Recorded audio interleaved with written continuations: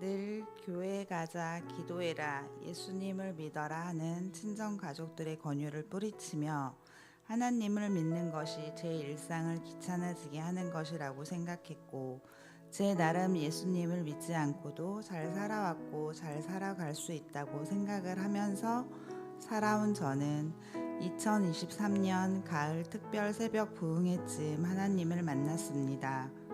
제가 살아온 삶 중에 크고 작은 문제들이 많았지만 그때가 가장 힘든 시간이었던 것 같습니다.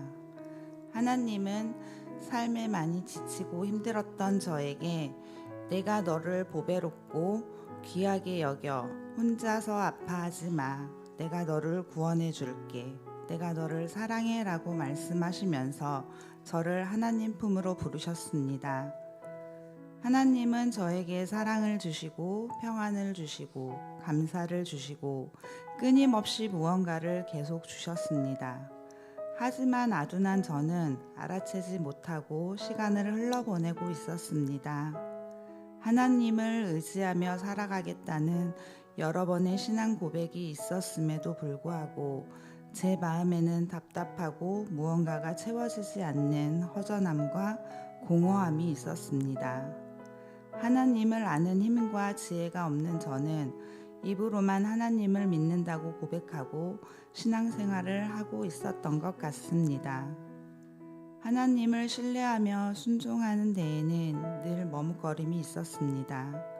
그러면서 하나님에 대해서는 늘 궁금했고 하나님을 깊이 알고 싶었으며 다락방 교제를 나누는 저는 생각하고 생각해야지만 나오는 간증들이 늘 삶에서 끊임없이 나오는 순장님과 집사님들의 간증들을 들으며 부러워했습니다. 저는 이런 마음들을 가지고 있던 중에 1:1 양육 신청서를 받았습니다. 신청서를 받자마자 양육을 받아야겠다 마음먹고 신청서를 작성했지만 쉽게 제출하지 못했습니다. 잘 할 수 있을까라는 염려의 마음이 컸고 괜히 시작했다 중도에 포기하면 어쩌지? 라는 생각과 새로운 만남이 부담으로 여겨졌습니다. 말씀과 기도는 하고 있었지만 저의 삶이 전혀 따라오지 못하고 있었고 가정과 자녀의 문제 앞에서 믿음으로 반응하지 못하는 제 모습을 누군가에게 보여주고 싶지 않았습니다.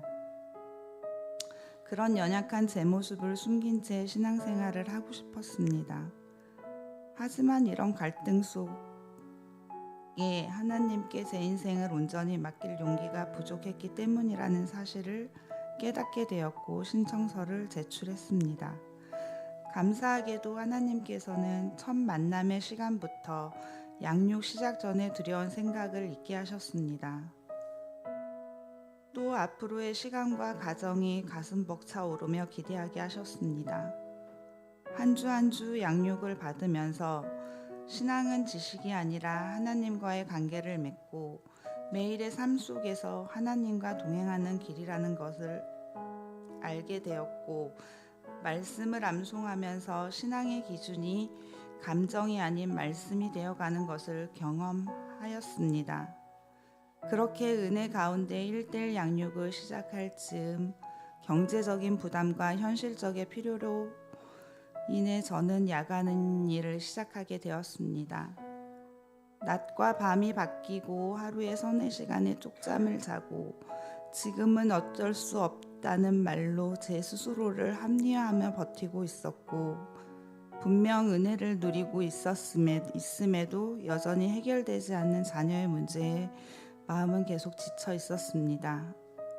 아무리 기도해도 상황은 바뀌지 않았고 마음속에 원망 그리고 설명할 수 없는 저의 죄책감이 쌓여 있었습니다. 그런데 하나님께서는 이런 저에게 찾아오셔서 먼저 상황을 바꾸기보다 제 시선을 바꾸기 시작하셨습니다.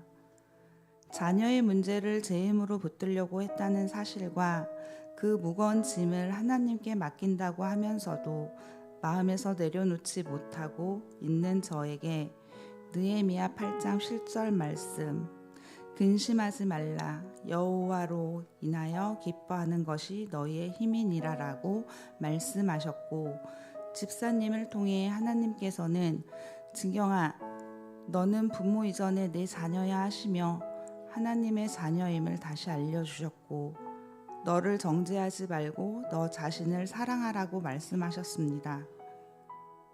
그리고 하나님께서 이미 그 아이의 삶을 주관하고 계신다는 믿음을 깨닫게 하셨습니다. 아들을 저의 자녀로 보내주심에 감사하며 아들의 모든 상황 또한 감사하고, 이렇게 아들을 위해 기도할 수 있는 엄마로 서 있게 하심에 감사합니다. 제 자녀이기 전에 하나님의 자녀인 이 아이를 맡깁니다라는 기도를 간절하게 드릴 수 있었습니다. 상황은 여전히 변하지 않았지만 제 마음에 평안이 먼저 임하는 은혜를 경험하며, 저의 모든 상황이 저를 무너뜨리기 위함이 아니라 은을 단련함 같이 불순물을 제거하여 저를 더 귀하게 빚어가시는 과정이며, 하나님 앞에 저를 메어 두시려는 뜻임을 믿게 되었습니다. 무엇보다 감사한 것은 사람을 통해서도 일하시는 하나님을 알게 되었습니다. 울고 웃으며 진실한 나눔 속에서 제 연약함을 마주하게 하시고 예수님의 마음으로 저를 바라봐 주시고 늘 저희 가정과 저를 위해 기도해 주시며 하나라도 더 챙겨 주시려고 하고 하나라도 더 알려주시려 하시는 소윤석 집사님의 헌신과 애쓰시는 마음이 느껴졌습니다. 집사님과 만남을 허락해 주신 하나님께 감사드리며, 집사님과의 배움이 배움에서 끝나지 않고 저희 삶에 적용하면서 살아갈 수 있기를 기도합니다. 시편 27편 4절.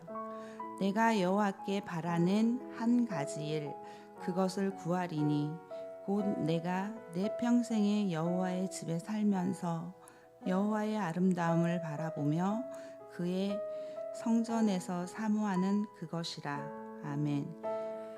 이제는 저에게 하나님을 만난 것이 기쁨이고, 남의 편이 아닌 언제나 내 편이신 하나님을 아는 것이 힘임을 마음에 새겼습니다. 이제는 여러 집사님들의 간증이 부럽지 않습니다. 매일매일 감사하며 하나님과 함께 걷는 길이 저의 간증이 될 테니까요. 1:1 양육은 하나님을 바라보는 제 시선을 바꾸는 시간이었습니다. 부족한 저의 모습 그대로 사랑하시고 시험과 흔들림 속에서도 저를 놓지 않으실 주님을 믿습니다. 끝까지 신랑 되신 예수님을 신뢰하는 믿음의 자리에 서서 거룩함으로 단정된 신부로 살아가길 소망합니다.